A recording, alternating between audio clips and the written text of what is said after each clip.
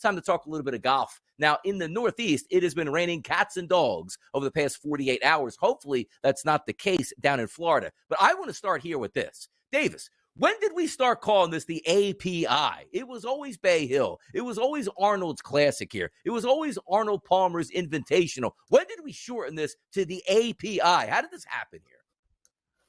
I mean, tradition is gone for this golf tournament, because not only do we calling it the A.P.I. now, not only is it the Arnold Palmer Invitational, I'm not calling it Bay Hill, but they have massacred this event. This used to be definitely inside the top 10 of the best events on the PGA Tour every year. Honestly, probably for me was the sixth most important event after the four majors and the Players Championship, which is kind of that unofficial fifth major.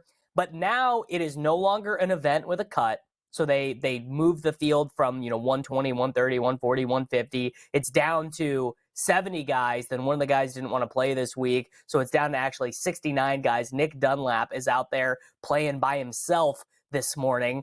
And I hate no-cut events, Donnie. That's just like my thing. I don't enjoy it. I like the grind. I like more shots shown. I like more guys playing. It's one of the reasons why I'm not tuning into live golf in Jeddah or in Hong Kong or where, like, it just, what's the point, right? I need a little bit of danger. I need, when Rory makes a bogey on the seventh hole on his first round, I need him to think, well, maybe I won't be playing this weekend. Like, I need there to be a little bit of jeopardy out there. I don't love that.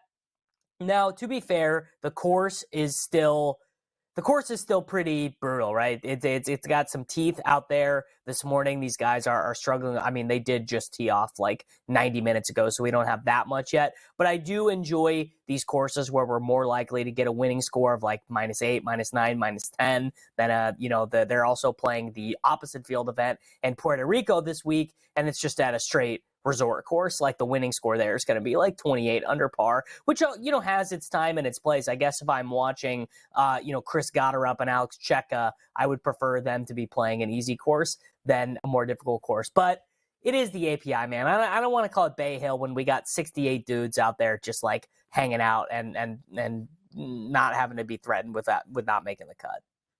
You know what I still love about this tournament too, Davis, is when Arnold Palmer was still around. Like, that was his tournament. All he had to, he wasn't picking up the phone and saying, hey, Tiger, I need you at this tournament. And Tiger's like, yeah, no, I'm going to skip this one here. If he picked up the phone and called you, you played in this tournament here. Now that Arnold Palmer isn't there, now all of a sudden we change it to the A.P.I, almost erasing Arnold Palmer from the name itself here. Current weather conditions in Orlando right now, 68 degrees. It looks like we have winds around 12 miles an hour and gusts up to 20 miles an hour with a chance of precipitation today. If we're taking a look at the overall leaderboard as it currently stands, they are underway down there. -1 Luke List, -1 Keegan Bradley, each through 1 hole and 4 holes respectively. But if we're taking a look at the live odds here at the FanDuel Sportsbook, Scotty Scheffler, who apparently has to be the odds-on favorite every single week, no matter where the golf tournaments are, is a +650 price. Rory McIlroy at an 8-1, Victor Hovland at a 16-1. Are we going to have a star-studded affair on Sunday on that back nine in the final groups here? Or could we see, Davis,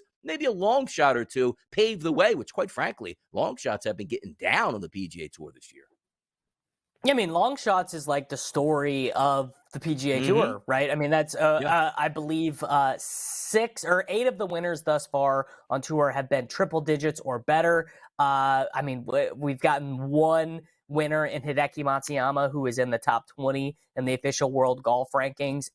I suppose it is primarily a product of live golf, where a bunch of the best players on tour just are not there anymore. So the depth at the top is just going to be, it's just shallower. So basically, any given week, it's like, okay, well, if Scotty and Rory and Cantlay and Xander aren't winning, then probably someone else that you've never heard of is going to win.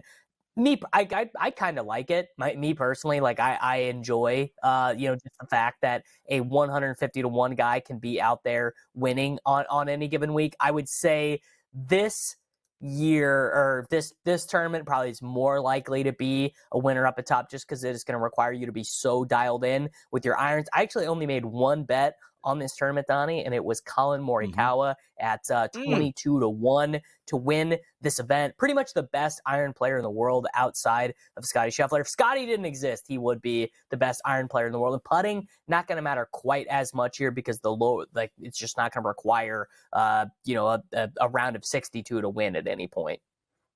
So many different ways also to actually try to bet golf here. And it can be quite fun because there are 4 rounds on the PGA Tour. I believe only 3 rounds on the Live Golf Tour. If you take a look at the first round leader market, you get some great prices. Like if you take Scottie Scheffler to win the tournament, let's just say it's plus 600. If you take Scottie Scheffler to be the leader after round number 1, it's 1,400, followed by Rory McIlroy at 16-1 here. Are there any other golf markets you play, Davis, outside of the overall winner for the tournament that you like?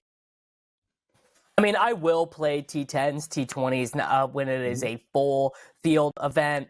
If I want to take a real position, like if I think a guy is either playing injured and it's not being priced in, or the converse, a guy is returning from some. I remember Daniel Berger's first event back this year. He was priced like his back was still injured, and all the reporting was that it really wasn't, that he actually was pretty much 100% good to go. So, like, if the outright price is wrong, the guy's probably going to be priced wrong in the head-to-head and in the 3-ball market.